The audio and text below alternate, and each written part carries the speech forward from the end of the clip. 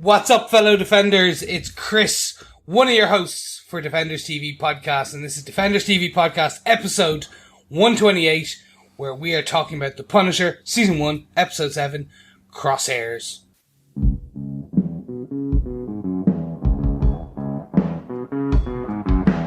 I hear a lot of people saying the blues, but I'm gonna tell you what the blues is. When you ain't got no money, you got the blues. When you ain't got no money.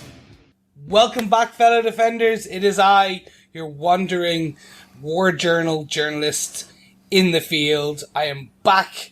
I've already told you I'm back in the last episode, but I'm back again. And here I am talking about Defenders TV Podcast, episode 128, where we are looking at The Punisher, Season 1, Episode 7, Crosshairs. And right now, you're all in my crosshairs because I love this episode. Guys, would you like to introduce yourself? Yes, I'm one of your hosts, Derek. Yes, and I am your third and final host, rounding out the group, John. And a very, very happy Christmas and happy holidays to our fellow Defenders. Yes, Merry Christmas, one and all. Yes, and what a Christmas has been. Like, much like the characters in here, if you like batteries or car cables or jumper cables, whichever you shall call them, everyone's hopeful presents come true, including castles. Yes, I'm hopefully getting a pink Ruger in wrapped up. It will certainly offset the blue in your eyes. That's all I can say. Why, thank you, Chris. You're welcome. So if you are joining us for the first time, welcome. Welcome one and all. This is Defenders TV Podcast, where we look at all of your favorite Netflix Marvel shows. In particular, this episode, we are looking at The Punisher Crosshairs, episode 7. And guys, it's fantastic to have you here, and why not come over to our Facebook group, talk to us, tell us your thoughts, give us your feedback, and you can do that by going to facebook.com/groups/Defenders TV Podcast, or why not put your dulcet tones all over the airways with us by going to defenderstvpodcast.com and going and leaving us a voicemail. Or if you don't like giving us your voice, that's fine. We find that we don't want to hear it anyway. But you can even put it on and send us an email by going to feedback@defenderstvpodcast.com. But guys, I'm a bit excited about this episode. I want to talk about it, so Really, Chris? I think we need to get into it. Yes, exactly. Hopefully you've put your Frank Sinatra off. You've got your mulled wine and mince pies, the roaring fires going, the stockings are bulging with tangerines and all that kind of stuff. And you are about to sit back, relax, get slightly squiffy off the mulled wine, but listen to our lovely dulcet tones this Christmas. Yes. So, Derek, with that note, in the style of Frank Sinatra, or maybe some other Christmas crooner, what are some of the episode details? Well, Frank Sinatra was a bit of a gangster, so I suppose he'd fit into Frank Castle's world as well, wouldn't he? Now, this episode was written by Bruce Marshall Romans. First time in Marvel. Again, another new staffer over on the Punisher shows. Again, a lot of new talent into these shows. He's probably most noticeable as a staff writer and story editor over on Hell on Wheels. A very different show to this one, but it was about a former Union soldier returning from war, so some similarities. And he was involved in about 30 episodes of that show. This episode was directed by a Marvel alumni. Andy Goddard directed this episode. He did episode 3 of this series of The Punisher. He also did Iron Fist episode 12, Bar the Big Boss, Daredevil season 2 episode 6, Regrets Only, and Luke Cage episode 7, Manifest. Likes the episode 7s there as well, doesn't he? John, do you want to tell us what they gave us with your synopsis for this episode? Sure. In the aftermath of O'Connor's death, Lewis struggles with the ramifications of his actions. As his father, concerned at the state of his son, desperately seeks to provide any help he can, Lewis begins a descent down a much darker path. Back at the bunker, Frank and Micro pursue another face from the past, as Frank sets out to target Morty Bennett, one of the founders of Operation Cerberus and one of Rawlins' allies in the heroin smuggling plot. Madani and Stein go bug hunting after they suspect her office has been bugged. Sam stages a cover to find whoever is listening. As Frank and Micro develop their plan, Rawlins sets in motion a plan of his own to trap his former subordinate. However, Micro and Frank remain one step ahead, as Micro has Frank keep Bennett long enough for the recon drone to clone his phone and track down Rawlins. After saving Bennett, Russo shows true loyalty to the operation, killing Bennett in an attempt to clean up any loose ends. Meanwhile, Frank arrives at Rawlins' base and lines up the sniper crosshairs on Rawlins at the window. Following Frank's words, one batch, two batch, penny and dime, his sniper shot rings out from the tree line, followed by a distinctive crack of bulletproof glass that spreads around the head of Frank's intended target. The shot has hit its mark, but not its target. As the lights go up and the alarms go off, Frank flees for his life. And flees for his life he does! And what a beautiful synopsis we just got there. But I really want to get in and start talking about our war journal. If you're joining us for the first time, this is where we take our 5 biggest case notes that we saw in tonight's episode and digest them, dissect them, and do everything we can to give you our views. On to point number 1. He's an informant, he's a lover, he's a killer. Oh, our boy Russo has changed a lot in 7 episodes. Mm-hmm. Absolutely. Yes, why is it that pretty people rule the world? Absolutely. I think Stein really put it in one. We're all that shallow, John. We're all that shallow. He takes issue with Dina involving Russo because presumably he's good between the sheets. Yeah, he calls out the fact that Russo's a civilian. So why would she involve him other than that their relationship's getting too close? But she is very clear about it. She knows to involve Russo because he's Frank's best friend. And if anybody knows who Frank is, it would be Russo, right? Yeah, no, look, I'm really enjoying in the short space of time what they've done to the character. Mm-hmm. Like, he's been the best friend. It's all been going so well.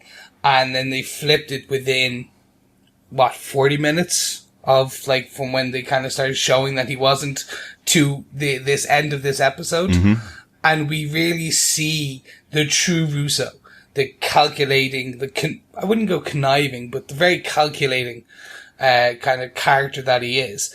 And that scene where he's sitting with Agent Orange Rawlins and kind of going through not even his side of it, you really get to see in that discussion that he's not a subservient character to Rawlins in a way. He's able to stand on his own side.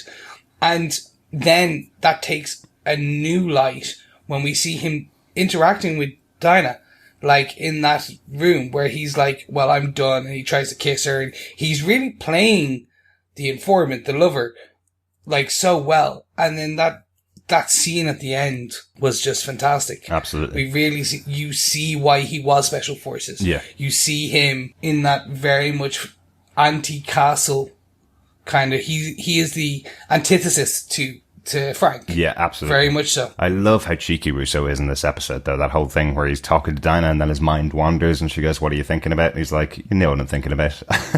And then when he's talking to Rawlins and he goes, you probably slept with her, didn't you? And he goes, yeah, of course I did. Have you seen her? He's just so cheeky, and there's something so charming about Russo. But again, yeah, he does do some very brutal things in this episode. The fact that he's leading the force in the protection of Morty Bennett, you can again tell he's Special Forces. And then, yeah, as we get into the end of the episode, there's definitely some a much more serious side to what he does. But he's still very playful with it. He does seem to have survived very well after the war. Yeah, and he knows exactly what Dina now knows about Frank Castle as well. I mean, little does she know that she's in really quite a dangerous place.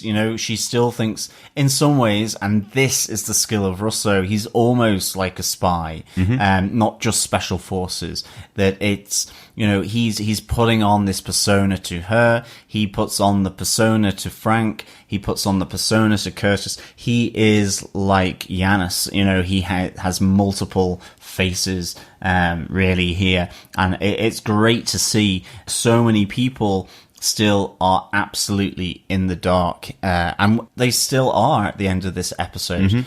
Only really poor Morty understands maybe what Russo is and is about, and that's probably a reminder from when he was in the field.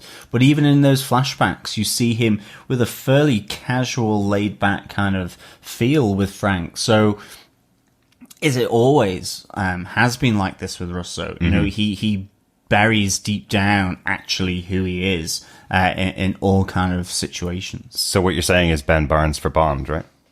Yeah, why not? Yeah, he's a really interesting character. I know exactly what you mean, John. Yeah.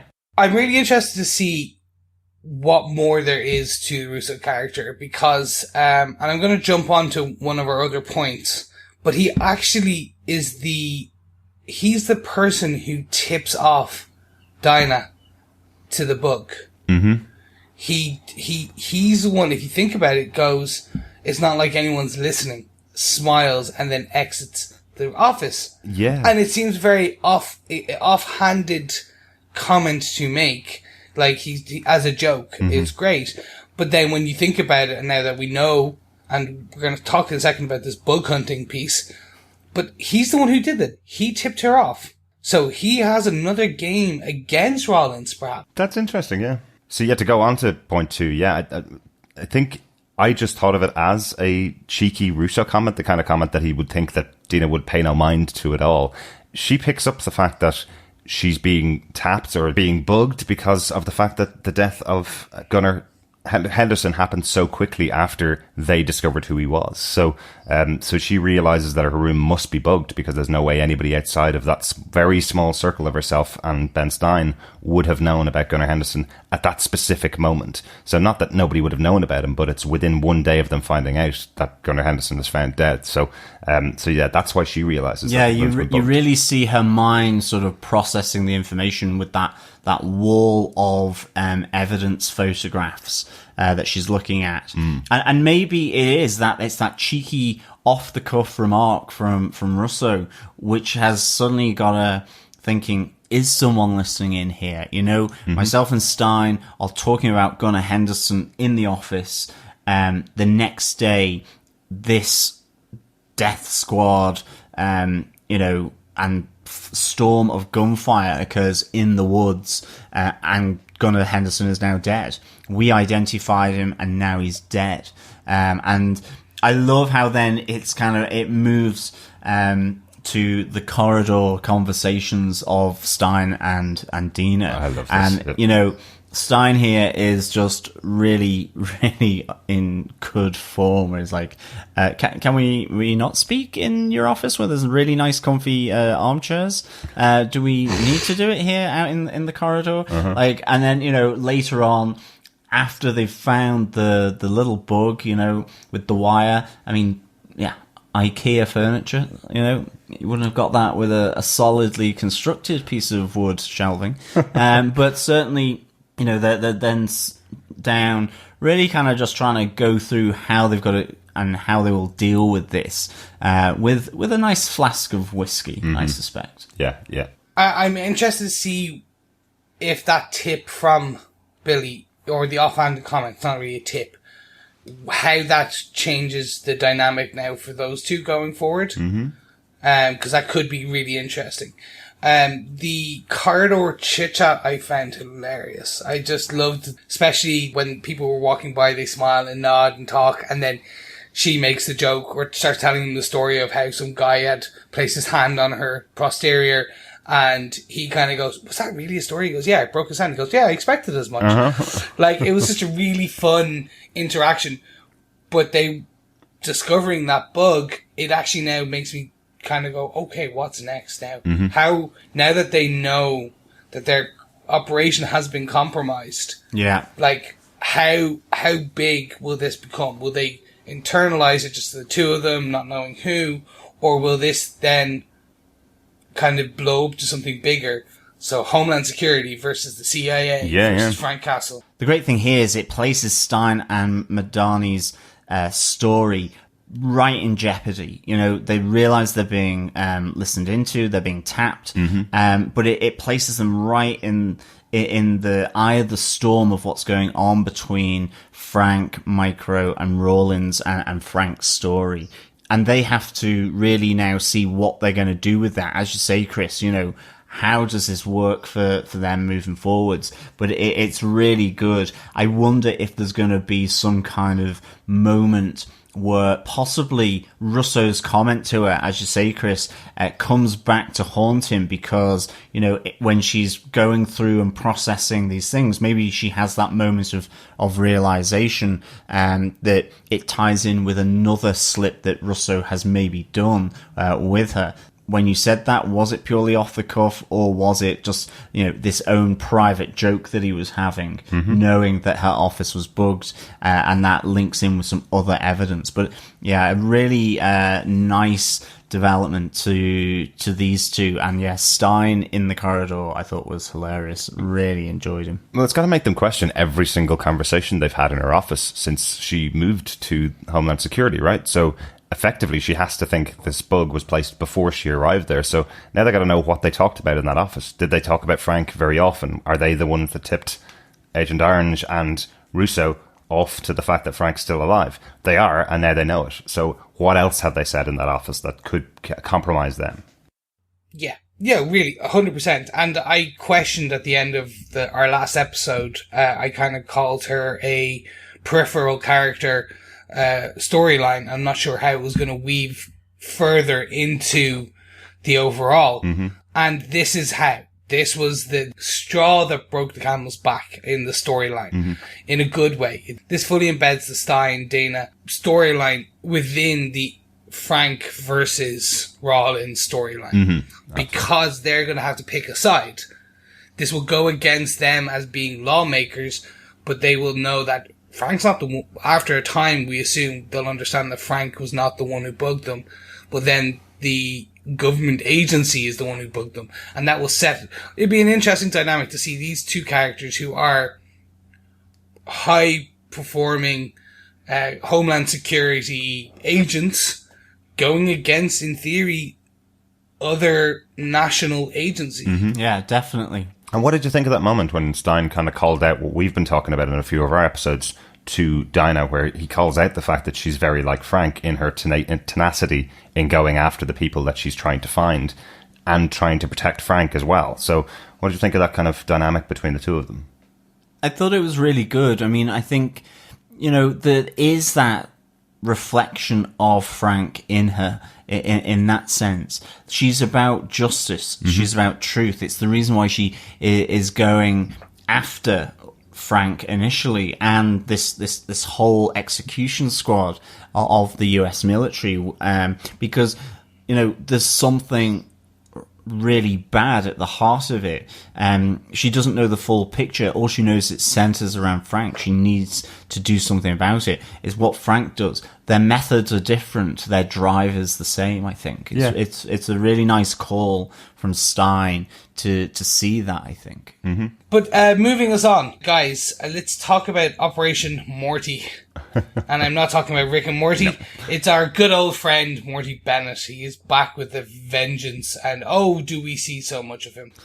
Absolutely. He certainly likes his role play Saturday night entertainment for sure in this. What a character. I mean, he's kind of the third part of this triangle between Russo and Rawlins, and he is that kind of groveling, slightly snivelly, and he's the medical guy from Kandahar, from Afghanistan, who has been, rapidly promoted up the chain here. He was, has gone from stuffing packets of heroin into the dead bodies of fallen soldiers to now running his own kind of base. And this is all down to his involvement with Rawlins and Russo, but he now is being targeted by Frank and Micro. And I love how this all plays out as well, that you see this moment of Rawlins and Russo just talking about Frank, and you can see this brainstorming session between them, and it's like, if you were to go after anyone, it would be Morty Bennett. He has the instinct of a rat and the courage of a rabbit. And so even though they don't necessarily know when or where, they kind of pinpoint it would be this Saturday night? What's his routine? They kind of do exactly the same process as Micro and Frank. Exactly. And so then they lay this trap.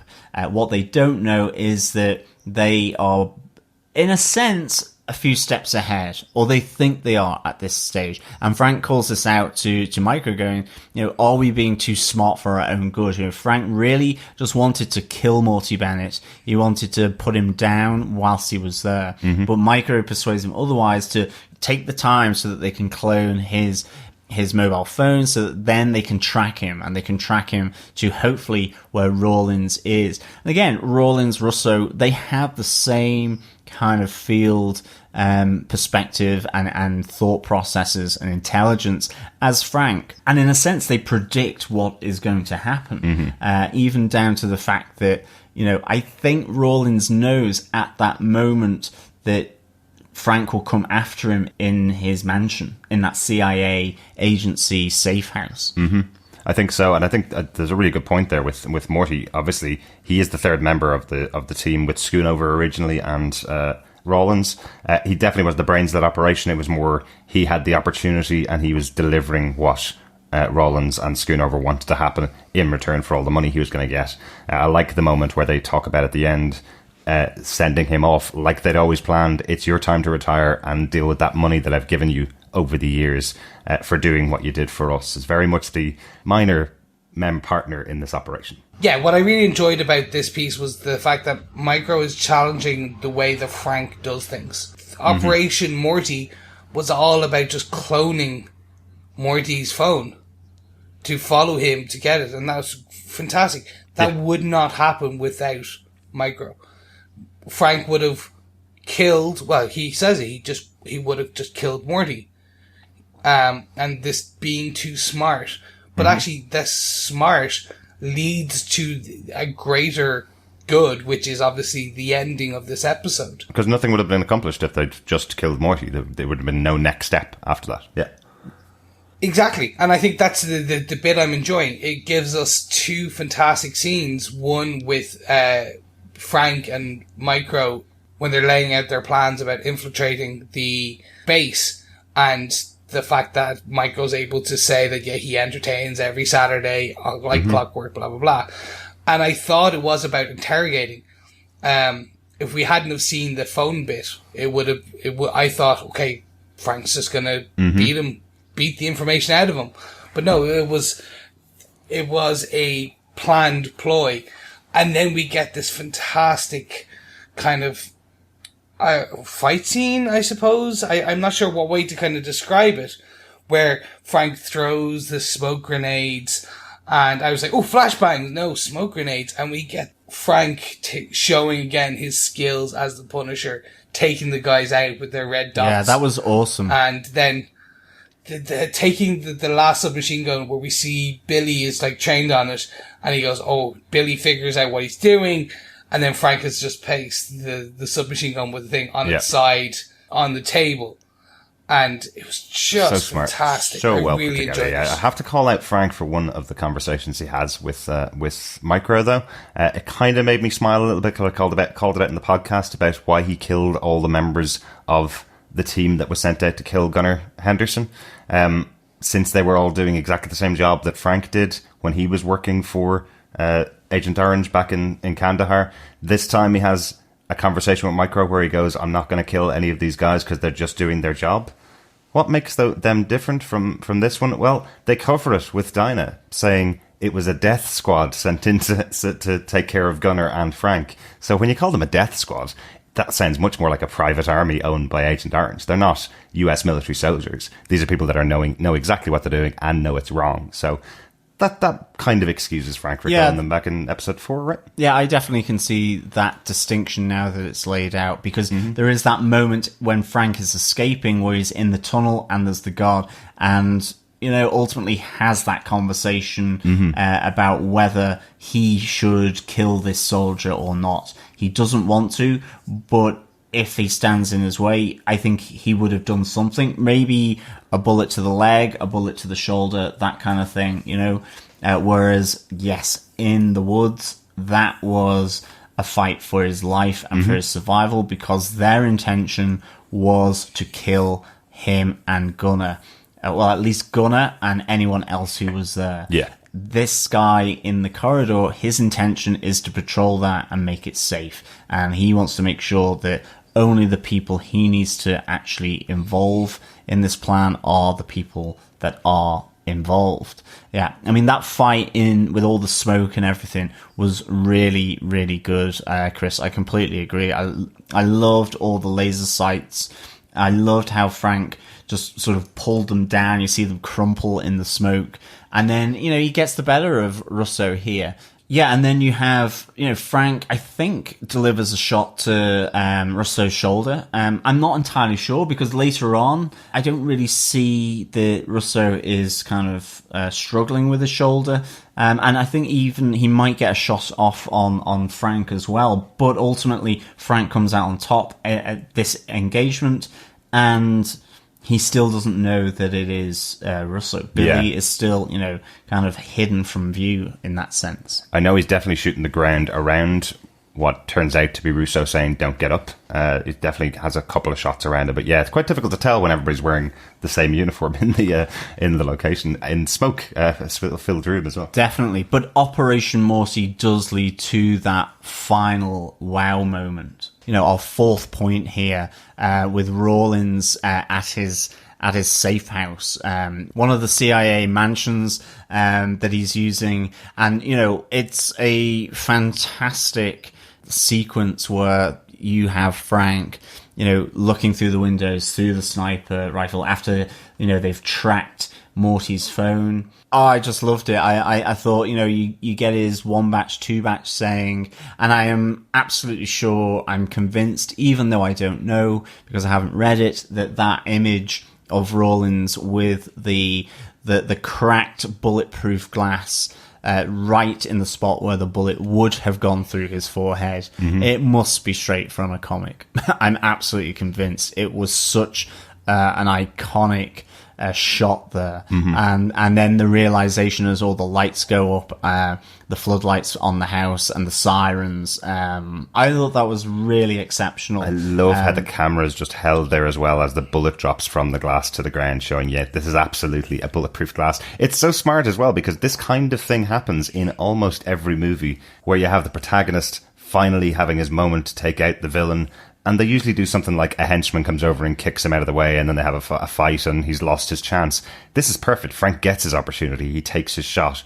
But it's bulletproof glass. Of course it would be. This is a safe house. This is where people are protected. This is where the high-ranking officers of the military and of the FBI are stationed. Of course you're going to have bulletproof glass. But I've never seen it before. Why have I not seen that before in other films and other stories? Yeah, I have to tip my hat to Andy Goddard on this for directing it this way.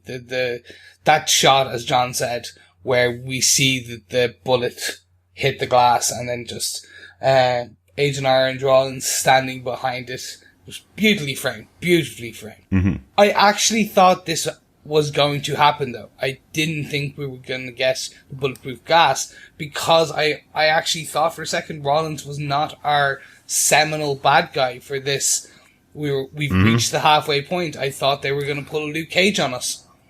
And that's exactly how I would have done it if that was the case. And I was like, oh, okay, now I'm interested. How are you going to do this? So potentially my thought of Rollins being just part 1 and someone else being the part 2, that's gone now maybe. Or unless they'll get to episode 8, and now the next literally opening scene is Frank killing Rawlins, and I'm like, well, that's okay. My last point was gone completely. They're taking a lot of these, what you would consider standard military plot lines, shots, and slightly tweaking them to be MCU, to be the Netflix that they are. Like, what a way to end the episode. But again, we actually get more than that. We get this Rawlins, Morty, Russo conversation explaining themselves and what they're doing, and kind of why they didn't bring Morty into the fold, yada, yada, yada. And we get that great line from Russo going, like, your balls would have been wired to the car battery if we hadn't have saved you. Actually, you probably have liked that. Like that's just something you would not get away with on standard terrestrial cable TV. Absolutely. And as Morty says, Russo shouldn't be able to get away with this either. He's a lower ranking official in the army, so he's still someone that's lower ranking and shouldn't be able to speak to Morty like that. But because of the confidence that's been given by being involved in this project with Rollins, he is totally slagging off Morty at every opportunity he has. I wonder about the impact that this has on the base that Morty was involved in. Did they all know that he liked a bit of S&M on a Saturday night and they had to protect the base while he was incommunicado for an hour or so? Did everybody in the base know about this? It's a bit of a weird one for Morty. Now it doesn't really matter anymore, of course, but I do like these scenes between Rollins and Morty and Russo. It's really interesting seeing the balance of power shift. You would always expect that people who are all at the same level in the army, all captains, they would all treat each other the same way, and then Russo's been brought into the fold here, and it's just being, again, cheeky Russo with everyone around him. Yeah, I mean, it's a really good uneasy alliance, I think, played incredibly well. They hang Morty out to dry really as bait here, and okay, he doesn't get killed, and maybe that's more luck, but Morty, I think, kind of realizes, you screwed with me here, you really did. Then ultimately, with Morty's part in the plan done, they kill him and plant his body with the mistress who was there as well, which they had made sure was at his home because, she screams out, he's here, he's here.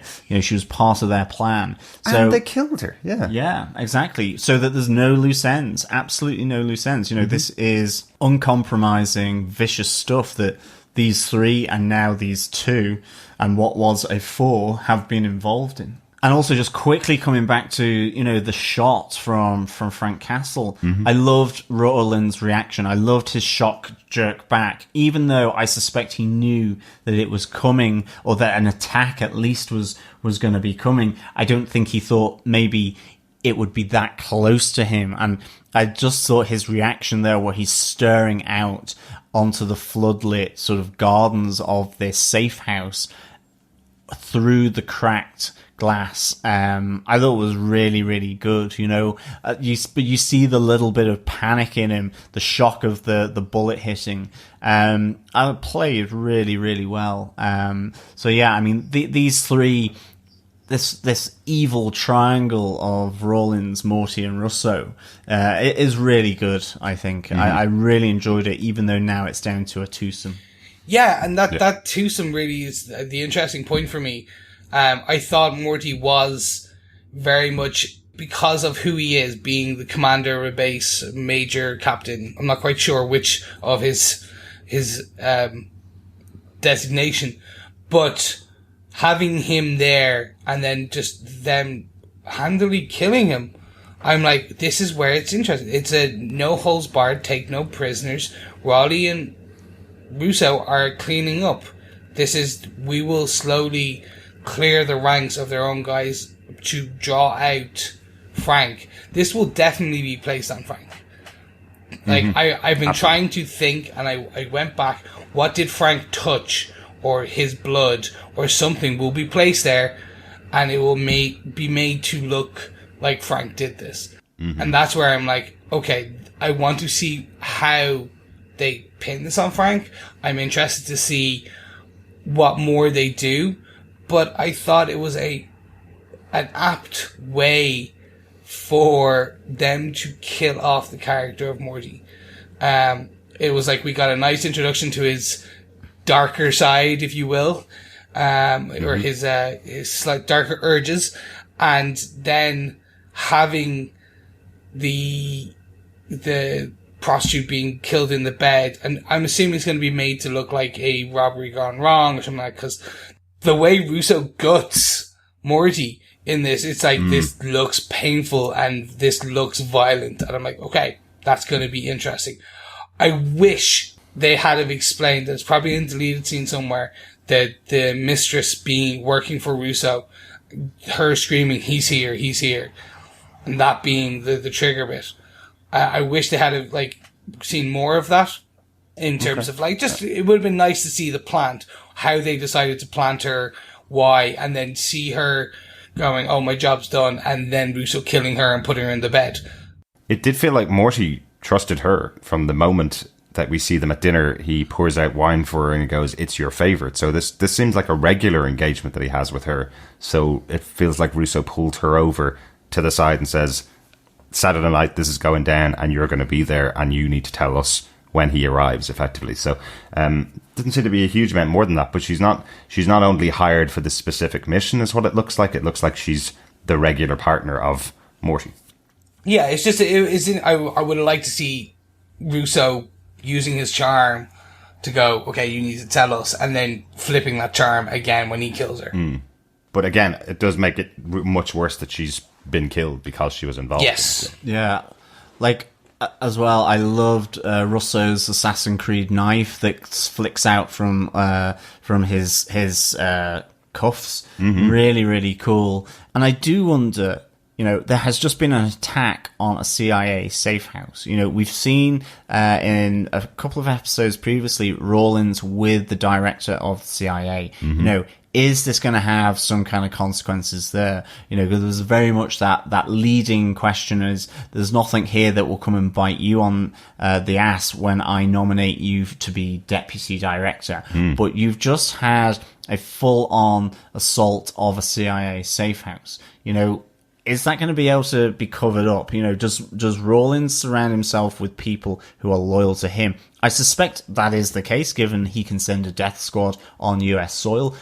Yes, it'll be really interesting to see how this possibly exposes Rawlins with the director of the CIA and how it links into that smaller storyline. You know, does it have any implications for Mary Elizabeth Mastrantonio's character there? And because it's an attack on a government agency's safe house. Like, you know, can he keep this under wraps? I just wonder. How will it go down between the two of them now? You know, there is this uneasy alliance, and I don't think there's too much love lost. You know, I really like this idea that Russo really forces to Rawlins that he saved his face, you know, in both literally and metaphorically from Frank. And that, you know, Frank, for Rawlins, is the person that really brought him down a peg or two, showed him he wasn't this kingpin in the CIA, that he could quite easily have just been beaten to death by Frank at that moment. But gentlemen, let's move on to our fifth and final point. The other storyline, which I'm not quite sure how this is going to obviously feed in, but it's Lewis. And boy, is the pressure building up. Absolutely. Yeah. That was a massive shock for me to see him cooking up his own pressure cooker bomb like that. I mean, I knew he was on the ropes. I knew he was struggling. He'd obviously just killed someone. But like, he is so down in his own dark world. Like, who is this going to be aimed at? Is it Anvil? Is it just the courthouse, for example, that he was outside? You know, who is he gonna target this homemade nail bomb at? And I mean, again, I really feel for his father as well, he's trying to help him, you know, he really is trying to give him different ways of how to see things. And I'm wondering, did Lewis really take his father's advice the wrong way with that analogy with Cassius Clay in the boxing ring? Yeah, I think I mentioned in our last episode that every person that is around Lewis just doesn't really know how to give him the right piece of information. They're all trying, everybody's trying their best. They're all looking for analogies that are similar to wartime. They're all saying, you know, you're at one battle, pick yourself up and get yourself ready for the next battle. Change your tactics. You're going about it the wrong way. Have you given up? Have you surrendered, kind of thing? And he's taking all of this up to mean he needs to go back into another battle, another war. Does he now become a terrorist? Is this Frank's next villain? Does he have to take him out because he's going to now plant that bomb in a public area to draw some light on what's happened to him and what he's been doing? Is this bomb going to be used against the people that are in the therapy session because he feels what O'Connor did to him by lying to him is the same thing that the other people around him are doing? Is the same thing that Curtis did by shutting him out of that job in Anvil. Again, as you say, John, will he bring it to Anvil and start trying to shut down that organisation by planting a bomb there? It's all about to blow up. This pressure that's inside him. It's definitely the right metaphor that the writers used in this episode to have him building a bomb out of a pressure cooker, because that's what the world is doing to the pressure cooker that is Lewis. Yeah, definitely. Yeah, I'm really enjoying the storyline. And I think I've mentioned before, it's just taking its time, and I'm not sure where it's going. In terms of the greater storyline, if you know what I mean. As I said, like, maybe he's the mirror opposite of Frank, in that he is... Frank could have gone down that path when he returned as well. It's just really interesting. Personally, I think the bomb was... I thought originally it was just to destroy the evidence of the house and the murder. So he was going to just basically try and explode the place and make it look like something had happened, and that way they couldn't find, when the body is that torn asunder, they wouldn't be able to find the evidence of the murder. Yeah. But now that you say the courthouse, things like that, Anvil, I'm like, okay, maybe that is where they're going with it. That could be interesting. As I say, I think it's just him taking the wrong advice from his father, or the wrong message from his father's advice. It is that thing of change up your tactics and you'll win the war. And it's like, don't tell him to change up his tactics. That's a bit of more military advice. That's telling him to go out and do something to innocent people, possibly. Yeah. I have to also say, we've said it almost every episode, this character of Lewis has been fantastic, but that moment with him standing in his bedroom with gun in mouth, I absolutely thought that was the end of the character. It was one of the most tense scenes I think I've had watching the show, and there's been many tense scenes in the series so far. He's doing a fantastic job. Yeah, I'm echoing what you say there about that scene. Like, the seconds before where his hands are shaking, and like you see him kind of pacing back and forth. The look on the father's face as he's walking down the stairs and sees the gun in his son's pants tucked into the back. Like, you can see the son is on edge. The father doesn't even ask about the gut wound. I know, he goes, where's your shirt? It's like, how about the big gaping hole in the side of his body? So that was a slight a misstep, if you will, because I thought that would have been a nice one, kind of interaction. But I think his father is trying to step on eggshells around him. I think he's trying not to go for those questions that might lead into an argument with his son, because he knows how pressurized he is. I think you really sense that with his dad here. But the guy who's playing his father is doing a really good job, because he's trying to be a support, he's trying to be a crutch, he's trying to give him advice. He's going from take these pills, they'll help you sleep, to trying to bring in, Cassius Clay, second reference to the great boxer, as some kind of analogy to help Lewis change up his life, not his fight, in a sense. And it's taken the wrong way by Lewis. But, I think you're right. It is about on eggshells around Lewis for his dad. And I think it's being played really well by the actor. Yeah, Daniel Webber is the actor. And I'm really interested to see where further this character can go. There's something about him that really reminds me of the British actor Jack O'Connell. I don't know whether you've seen him in things like Eaton Lake. He's this actor that flips on a dime, and he just seems violent just by looking at him. You think there's nothing. If I say hello, good morning to him, he looks like he's going to knife you. And there's something about Daniel Webber in this series that he just feels like that as well. He feels like he's so tense and so wrapped up in himself that he could just flip on you in a second. I really like that. It's the totally right character to have in this part, the right actor to have in this part. Now, the one thing I will say is poor Daniel did star in Home and Away, which is an Australian soap opera, not known for its deep storylines and acting chops, although we did get our Thor, Marvel's Thor did come from this. So I won't hold it completely against him. But I really like this actor. I really want to see him do more. Hopefully they maybe don't kill this character off, and if they do, maybe we will have this actor elsewhere in the overall MCU.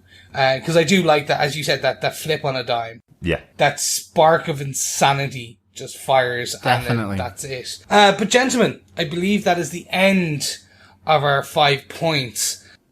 Do we have any notes about this episode? Just simply that, we get our second Cassius Clay reference here. We had Cassius the goat, and now we have Lewis's father using Cassius Clay in that iconic fight against George Foreman Grill, with about how he changed up his tactics, kept Foreman reaching, fighting, wore him down to the point where Cassius could then use his power and his longevity to then knock down the George Foreman Grill. Yeah, it was the Homer Simpson school of boxing. Allow them to punch you for as long as you possibly can until they tire themselves out and then hit them and knock them down. Yeah. Exactly. I love it.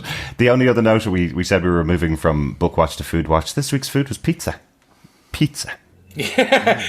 Cold pizza. Thank you, Sesame Street, Derek. Pizza. No problem. Pizza. For myself, I have two. One which is again, useless facts in my brain tells me this. Bugs in government buildings in the US, they are regularly swept for such things. So that really shouldn't. It's a nice plot device, but really wouldn't happen in real life. I don't know how I know this. It's just wow. Unless the people that are bugging you are a leading member of the CIA? Potentially. I'll give you that. But and it depends who's doing the bug hunting sweep. Is it a man within the circle? True. But I guess time will tell, because hopefully Diana gets a bit crazy in this. And finally, although we did not get an intimate sex scene in this episode, we did get a beautiful, quite interesting take on another form of love, which is BDSM. Well, hey, there we go. Thank you, Marvel Netflix Punisher, for bringing in a different form of punishment. There we are. And of course, to our listeners, to me, that image of Rawlins behind the cracked glass does look iconic to me. I'm going to check again, but if any of you guys have any maybe insights in that, is it from a comic cover, from a comic panel, or am I just wishful thinking? Please send in any thoughts. Sir Derek, with that, do you defend this episode of The Punisher? Another high defend for me. This is absolutely my type of series. This is every episode now is building and getting better from a very strong starting point in episode 2 to this point in episode 7 that have created a great story that I'm really enjoying every single episode we watch. The actors are acting out of their socks and doing a great job. I like everybody in this episode and in this show. Really, really enjoying it. So very high defend from me. And John, do you defend this episode of The Punisher? Yes, I do. I do defend. I'm going to give you a shocker, and that's 5 cables wired to a car battery out of 5. Yes, it is a really good episode. This has been my favourite so far. I loved seeing the Rawlins, Morty, Russo triangle, that uneasy alliance. I really like the fact that Dina and Stein really start to get down dirty in this story. They're being tapped, their office is bugged, and I really like to see how they come on and sort of insert themselves within this bigger picture between Rawlins, Russo, and Frank. I like that Russo is still, undiscovered by Frank. I think how Russo just changes his persona, his chameleon-like appearance. He's so confident, how is this going to work out? It's been really good to see Frank and Micro going after Morty Bennett. That interaction there, Frank wanted to be straight down the line, probably pop a bullet between the eyes.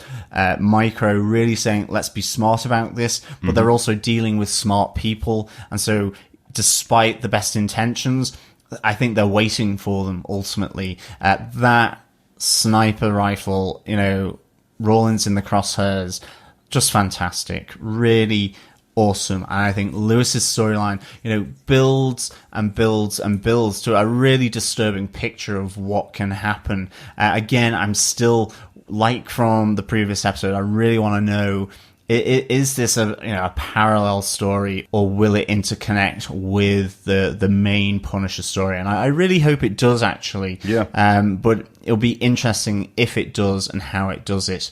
So yeah, a complete defend from me. I absolutely love this episode. And finally, Chris, do you defend this episode of The Punisher? I do. The pacing, I'm enjoying it now. The, how would you call it, menage a trois between Rollins, Morty, Russo it was a fun, uneasy alliance that we really got to see, and we saw the fruits of that alliance, or should I say the two bloody bodies in an apartment of that alliance. Mm-hmm. I'm still questioning how Lewis' storyline kind of, is this just a kind of auxiliary storyline just to show you war, yada yada yada? Is it like a commentary, or is it actually directly involved? And will Russo go and take Lewis under his wing in order to make him again the anti-Frank? It's just fun. The fight scene that we get within Morty's office, I really enjoyed that. That is, for me, the Daredevil blacked out room, taking the one man down at a time. It really reminded me of that. And I enjoyed that. That's the action part I really wanted to see. The change in dynamic between Micro and Frank, in terms of Frank is now taking the advice, although he may not like it, of Micro. He's doing what Micro says in order to get the phone, yada, yada, yada. Mm-hmm. But then we get this touching scene with Frank in the escaping from the army base, where he doesn't want to kill someone just for doing their job. And he's like, stand down, son, stand down. I thought that was good. It was interesting. It really felt like comic book Punisher there, right? Really did. Exactly. Like the voice, the look, like I could see that as a panel where the shot is of Frank walking away, telling the kid to stand down. Mm-hmm. Absolutely fantastic. So I do defend this episode. I really did think we were going to get a mid-season end of Rollins with Russo rising or someone else rising in his place. Mm-hmm. Like we'd get such as Luke Cage, yada, yada, yada, where they change up the baddie midway through. But they didn't. Now, coming into episode 8, am I going to be completely destroyed and go, well, Frank just runs in, shoots him with something else, and then it's over? Let's wait and see. I'm dying to find out.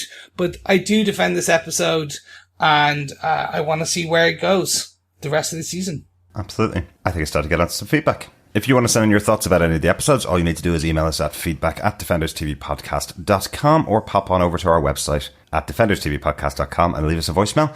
You can also join us over in our Facebook group at facebook.com/groups/defenderstvpodcast. Yeah, our first bit of Facebook feedback comes through from Salim Akizla. I'm loving the game of chess between Agent Orange, Russo, and Frank and Micro. Yeah, it really was a game of chess. You know, there's Frank and Micro thinking that they're being smart, at least Micro does. Frank really, he just wants to go over and knock that king over on its side. But Micro is playing the long game here, and certainly he is matched by Agent Orange here in Russo. So it's really intriguing, and it'll be great to see how it comes and moves forward, I think, for episode 8. Absolutely, yeah. Our next piece of feedback comes from Christine Hall, who says, I'm finding myself fascinated and repulsed by the extreme contrast of code between Lewis and Castle. War is hell, coming home is hell, and trying to make sense of what you went through is awful, especially if it was what you went through was all of that. Also waiting to see if Lewis was going to pull that trigger was the most intense scene so far this season. Just wow. Yeah, can't agree more. That we talked about that scene. It was just fantastic, gut-wrenching, if you will, because no one knew what was going to happen. But then, as you say, this contrast of code between Lewis and Castle. I'm hoping it's more than that. I really hope it will pull into the main storyline. But actually, that's a nice way of saying it, which is these are two men who have seen some terrible things, and what they went through was especially horrific. and they're dealing with it in different ways. Absolutely, yes. Thanks so much for that feedback, Kristen. Really good to hear from you. Kristen's one of my fellow fans of the Walking Dead cast, one of my favourite podcasts. So great to have her over with us in this podcast. Yeah, as well. thank you so much, Kristen, and also to Salim as well for the Facebook messages. Absolutely. There's one thing I completely forgot to mention in our discussions in the last 2 episodes about Billy Russo and Frank Castle sitting down together. That moment where they sit down and have that conversation. It's amazing how young these 2 characters are, and to say that they've done 8 years of tours together in the army. It's another thing about the armed forces and what it does to youth. Like these guys must have joined up when they were early 20s. If they're now done 8 years in the army and they're out and back home. I know what I was like in my 20s, and I certainly couldn't have handled the things that they have gone through getting back. And Lewis is another one of those characters, another character who's really, really young after going through all that he's experienced in war in the armed forces. So it's another one of those things that just kind of strikes you how young all of these actors are portraying these parts and what they've experienced in their lives in the army. Oh, definitely. Yeah, really agree. I think it's going to be an interesting talking point at the end of the season. What these men went through, and again, the dichotomy of how people deal with it. Because, yeah, I know myself in the 20s too. Could not do that. But gentlemen, I think that wraps up our episode for now. And of course, fellow Defenders, if you want to be involved and give us feedback, you can go to facebook.com/groups/Defenders TV podcast and go to any of our spoiler posts and leave us your feedback there. Why not come over to Twitter and tweet us at DefendersCast? Or, hell, go to DefendersTVpodcast.com and leave us a small voicemail so you too can hear your dulcet tones in this section. Absolutely. Please come on over and join us on Apple Podcasts, Google Play, or any other good or evil podcast catcher. And if you're not sure which, you can head over to Defenders TV Podcast and go to the subscribe section where you can choose which podcast catcher you want to listen to us through. Please subscribe, rate us, and leave a review. We'll be back with our review of The Punisher Episode 8, Cold Steel, next Friday, the 29th of December, and of course every week from then on. Thank you so much for listening, and happy holidays. Yes, absolutely. Happy holidays. Merry Christmas, everyone.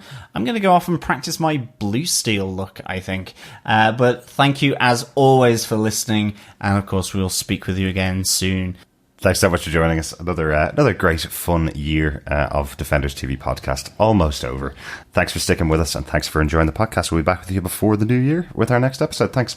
Yeah, absolutely. Thank you. Bye. Yes, thank you very much for listening to us. I'm off to get my Christmas present, which was a car battery and 2 cables. See you next week. Bye.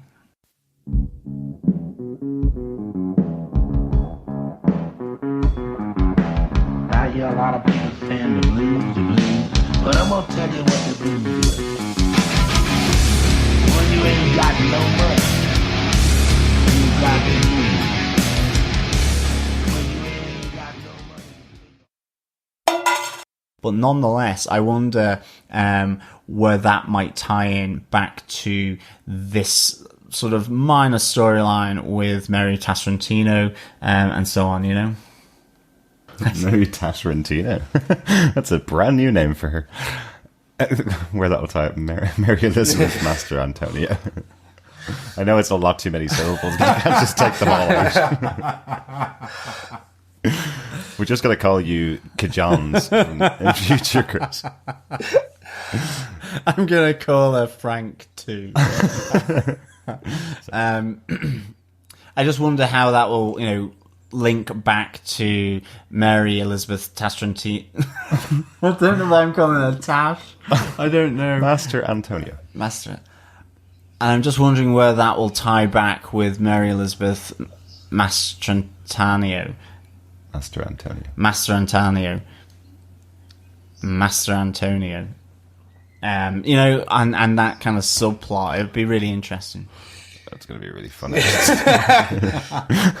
I'll take a bit from the first one, A bit from the second one, put them all together. So sorry. If you want to say it again. Yeah, No, it's like opportunity. Vincent D'Onofrio again. No, you'll get it. See, that rhymes with D'Onofrio. Master Antonio.